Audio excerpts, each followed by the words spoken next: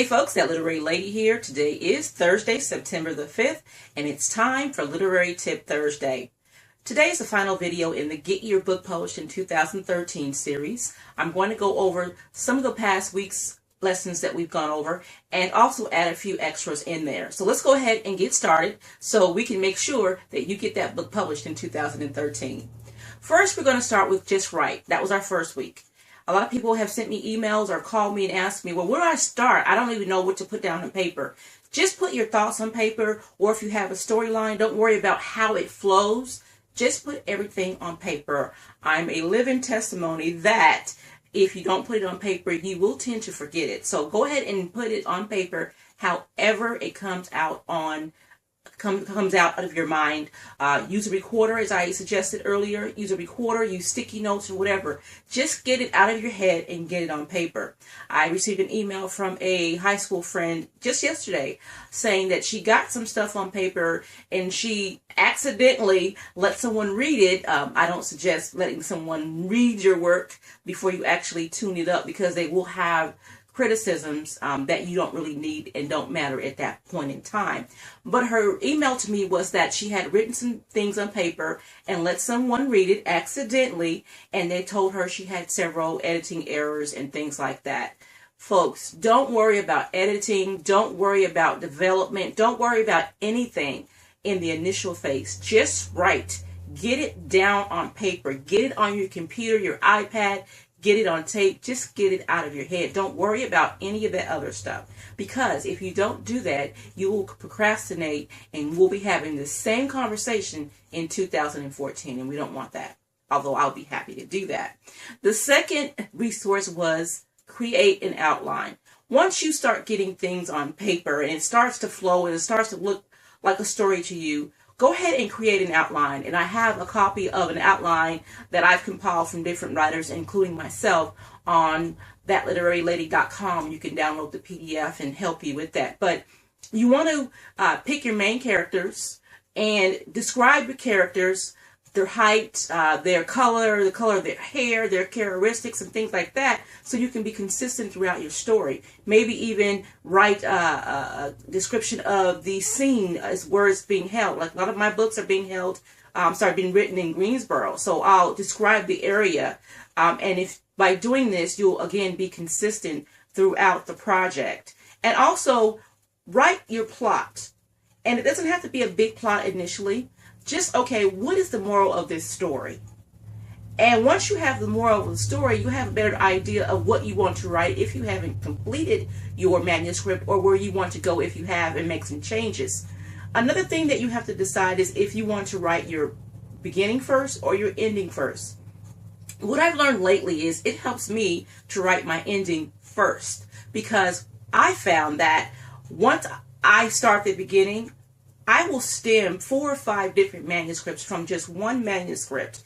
And although that's good, I still want to initially finish the manuscript that I started. So by having an ending point, I know where I need to stop, because I can go on and on and on and on, and you really don't want to do that. But again, find what works best for you. For me, this happens to be writing the end of the book first.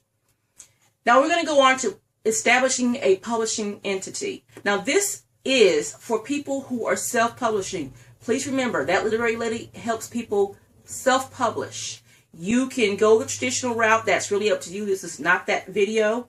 This is for the sole purpose of people who self-publish their work. So in order to self-publish your book and to make sure that you retain the rights and that you are shown as the publisher, you have to establish a publishing entity.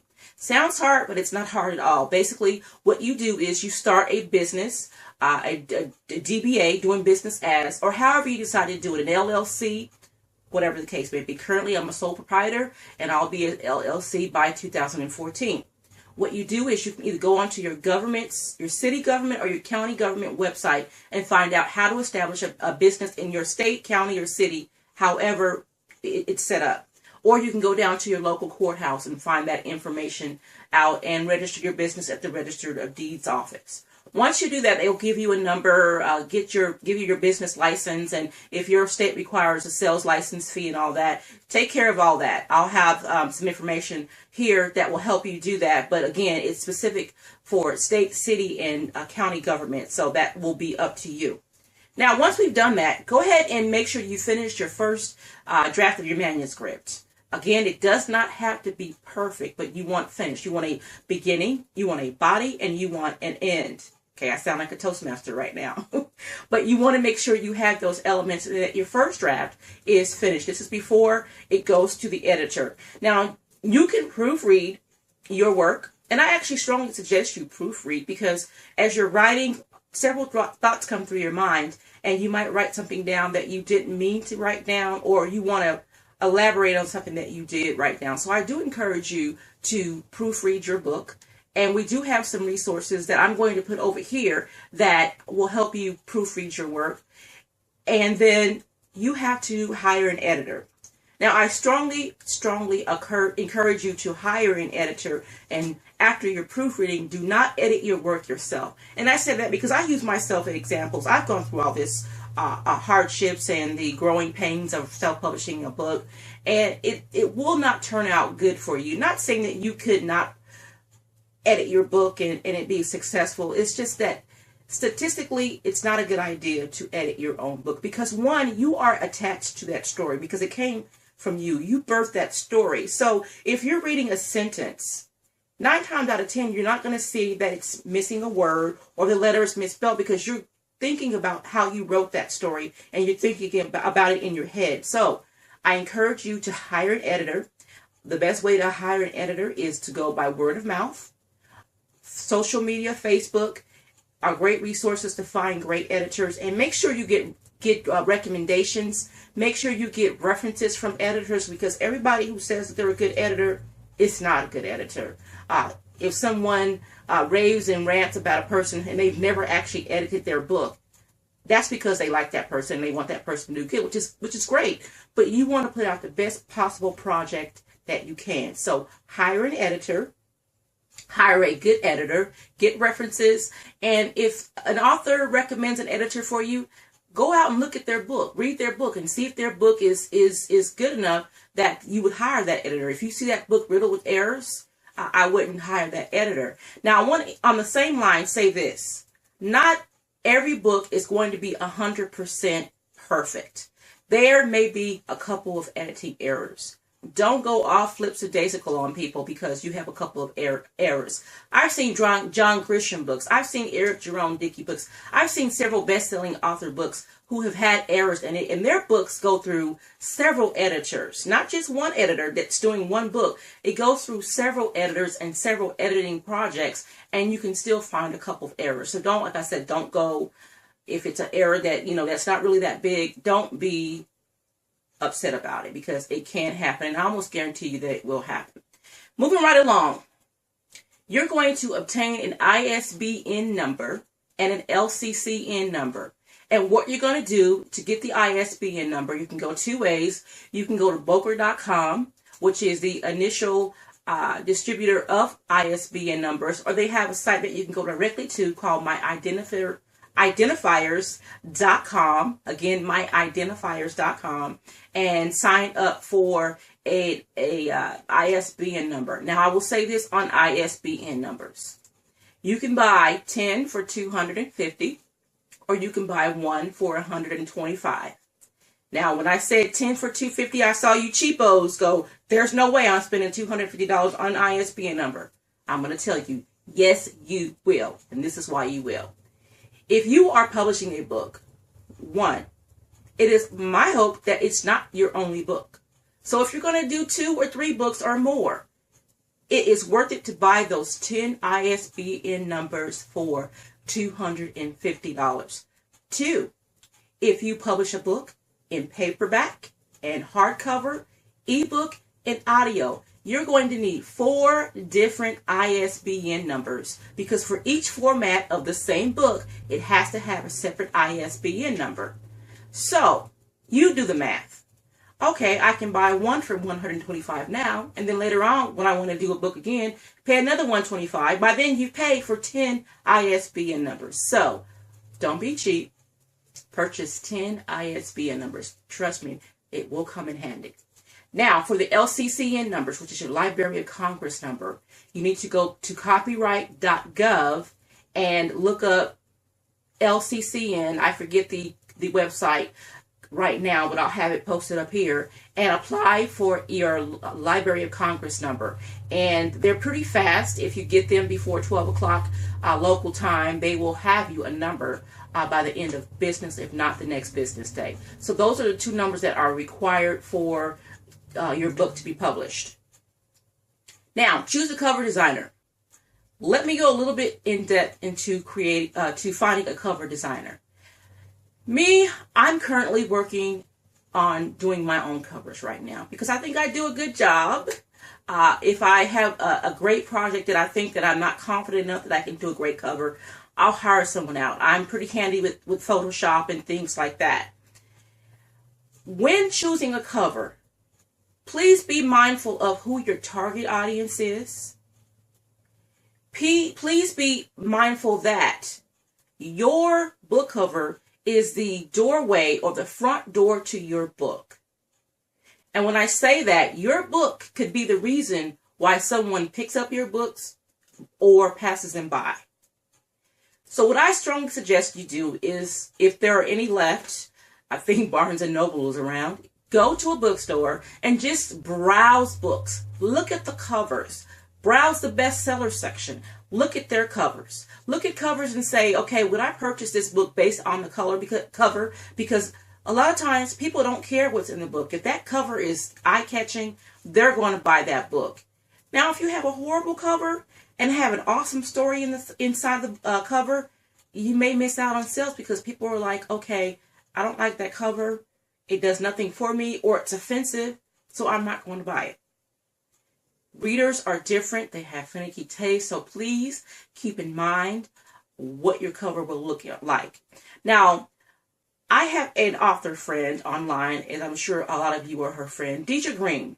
Deidre will do a book cover, but she'll do several for one book, and she'll kind of float it around social media just to see what readers like the best, and that's what she'll go on most of the time. That might be a good idea for you. Now, I will say be careful in doing this because, as you know, if you go to the bookstore, if you look on Amazon.com, we're starting to find that a lot of authors or cover designers use the same stock photography companies like iStock Photo, Corbis, and things like that.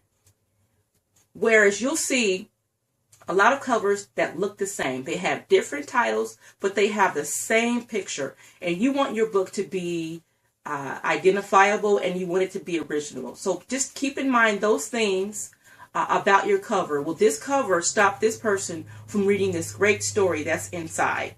So once you do that, once you pick a final book cover, you're going to start marketing that book. And I want to tell you, marketing does not start after that book is published. It starts before that book is published, and it doesn't stop until you decide you don't want to sell that book anymore. So start marketing your book. Start ordering promo items, and I have some resources here, and I'll have some at the end of the video. Start marketing with flyers, with videos, book trailers, anything that you can do to market your book. And I'll say, as you guys know, I always say start with social media because why? It's free.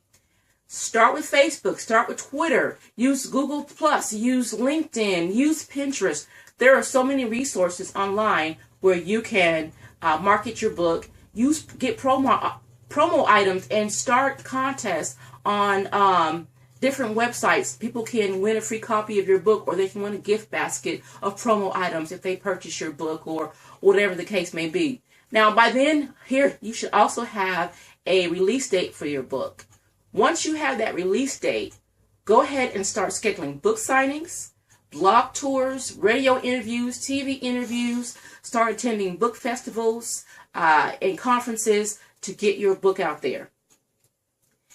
Also, once you have a date, go ahead and create a press release and start distributing these press releases anywhere you can. And again, I have some resources here and at the back of the video. So go ahead and start marketing your work, getting it out there.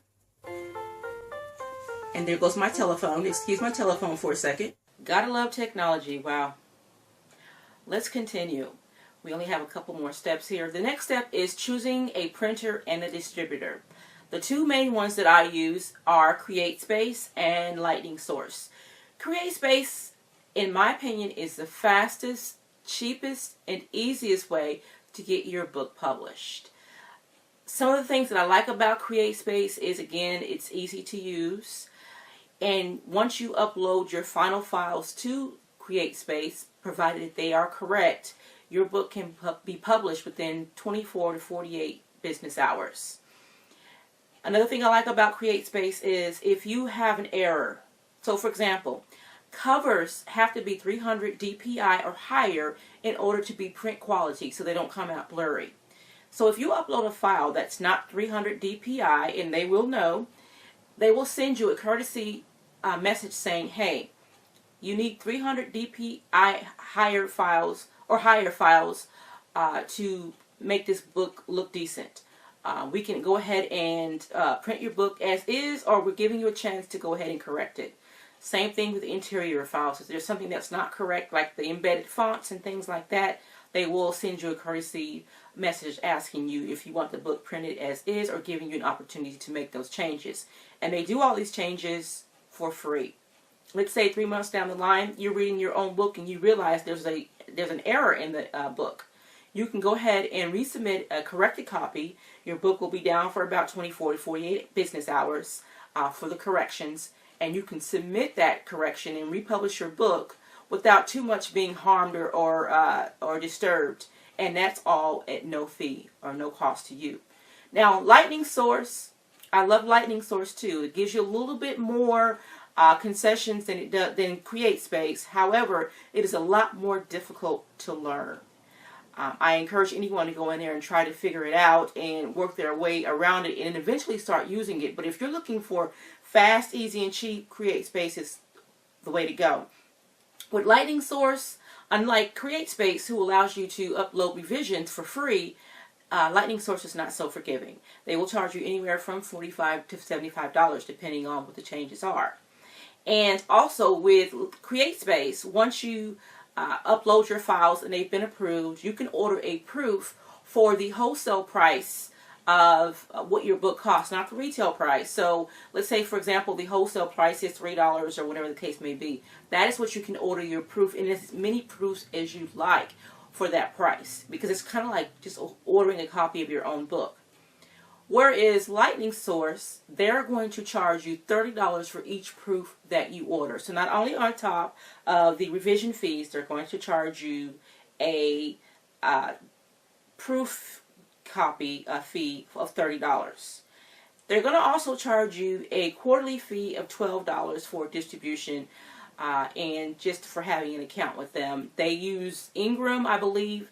Ingram, which actually, I believe, just bought Lightning Source. I don't want to give out false information, so you can pretty much read about that on your own. Lightning Source, which is owned by Ingram Content, uses Ingram as one of their distributors, and there's also Baker and Taylor. CreateSpace uses Amazon, and I believe you can pay for expanded distribution services, which are $25 while you're producing your book, and that will expand to other distributors. Also, it'll get you worldwide distribution, and each time a market is added, you will be notified. Japan, Hong Kong, India, and things like that. Again, I don't want to give out false information because I am going kind of fast here. I do want you to read it for yourself and have this information for yourself. So I strongly encourage you to go to the website, read the fine print, and find out what each service provides for you, what the charges are, and what you can and cannot do. So once you've done that, so let's say you're going through CreateSpace, you set up the distributor services, and you just start selling your book. Amazon has a lot of great tools to sell your books, like Kindle Direct if you're doing the ebook version. But keep in mind that if you're going to use Kindle Direct, the program, Kindle Direct program, you're only allowed to market and sell your book through Kindle for 90 days. Which means is if you're doing an ebook, you can't go on Barnes and Noble and sell it there. You can't sell it on the iPad. You can't sell it on Sony. You have to be exclusive to Kindle Direct Publishing Program for 90 days. Now, they do offer a lot of marketing services that will help you market and sell your book, but it does limit you from using the other resources that you could be used. So keep that in mind. Now, if you happen to enroll in the KDB program and they enroll you and they find out, because they will be looking, and they find out that you did sell your book on on Barnes and Noble, they will kick you out of the KDB program. They will ask you first to unpublish from any of the other resources first. And if you do not, they will kick you out. Which, depending on what you're trying to do, what you want to do, can be a good thing, can be a bad thing, can be a neutral thing. Basically, it's just a learning type of environment. So you learn each time with each experience. After you've got your printer decided, you've printed your books, I always strongly suggest that people, in addition to selling your books, whether you're going to sell them on Amazon, through Ingram, Baker, and Taylor, on Barnes & Noble, or wherever you're going to print them or sell them, I strongly suggest that you also order a few books to sell from your personal website, because readers like to get autographed copies of your books from you, and so they can order directly from your website. You autograph the book and sign it and send it to that person directly from your location. So it's really up to you how you do it, but that's just another resource, another way that you can sell your books. And also keep books on you, because you may be in the grocery store standing in line, and you may strike up a conversation with the person in front of you, the person behind you, and they might find out that you're an author, and you may be able to sell your book in a grocery store. I've sold my books in a grocery store. I've sold them in restaurants. I've sold them at different places. So be creative in selling your books, and you can sell a book just about anywhere. Again, continue to market your book. Make sure you have book signings scheduled. Make sure you attend book festivals, book conferences, schedule a blog tour, use social media, use press releases, use promotional material, coffee cups. I'm looking for my coffee cup here. I can't find my coffee cup. I have coffee cups, and I'm shocked I don't see it here. At any rate, I have coffee cups that have my books on them. I have pins, I have postcards, I have bookmarks, I have big posters. I have all kinds of things with my books on, and branding my books and trying to sell my books. So get creative. Do whatever you can. Don't think that any idea is a silly idea when it comes to selling your books. Make sure you market. You're constantly marketing. Make sure you're being consistent. And most of all, make sure you're engaging your readers. If you're on Facebook, your Facebook fan page, and a person asks you a question or makes a comment about your book, don't leave that person hanging, because you don't want to come off as an author who just wants to sell books. That is our ultimate goal. But as a writer, I don't know about you, I want people just to enjoy my work. So make sure you're engaging your readers online, and that's how you also use word of mouth, because if that person is feeling like you're a down-to-earth, reasonable person, even though you're a writer, and you're communicating with them and engaging with them, they'll tell their friends about your book. They may be the owners of a book club, a bookstore. You never know who you meet. You never know who you're talking to. So never miss an opportunity to engage your readers and market your work. I cannot say it enough. Market, market, market, market, market your work. Well, people, I want to apologize for the technical difficulties. Technology, you got to love it, you got to hate it, but it's here to stay, and you have to admit, most of us cannot live without it. So we have to roll with the punches and just make compromises when it comes to technology. At any rate, this is the last video, the final video, the wrap-up, and the Get Your Book Published in 2013. If you find that you're not going to get your book published in 2013, because we are currently in the almost midpoint of September, which means you have about 4.5 months to get your book published. Let's shoot for 2014, but start implementing the resources that I've already given you, so you can go ahead and make sure you don't leave 2013, or definitely you don't leave 2014 without getting that first book published. If you have any questions or if I can assist you in any way, please email me at info@thatliterarylady.com or go to thatliterarylady.com and leave a message, and I'll get back to you as soon as I can. I hope I was helpful, and I hope to be reading some of your books real soon. I'm That Literary Lady, and thank you for tuning in. Have a great day.